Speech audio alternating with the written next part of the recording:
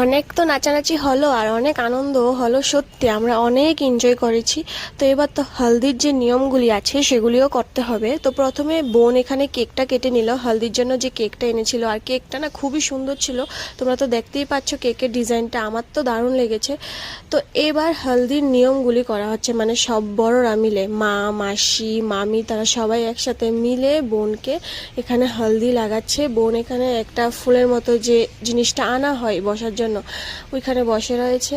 আর দেখো সবাই মিলে কিন্তু হলদি লাগাচ্ছে। আর উনি হলো মাসি, মানে আমাদের বোনের মা।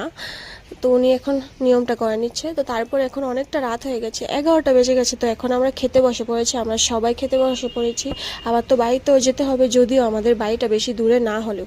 আর আমাদের বউ এখানে আমাদের জন্য কেক নিয়ে এসেছে, আমরা খেতে বসেছি। তারপর তো যাই হোক, কালকে তো বিয়ে, আরও অনেক মজা হবে। সেগুলি দেখার জন্য কিন্তু অবশ্যই আমার চ্যানেলটাকে সাবস্ক্রাইব করে দিও। বাই।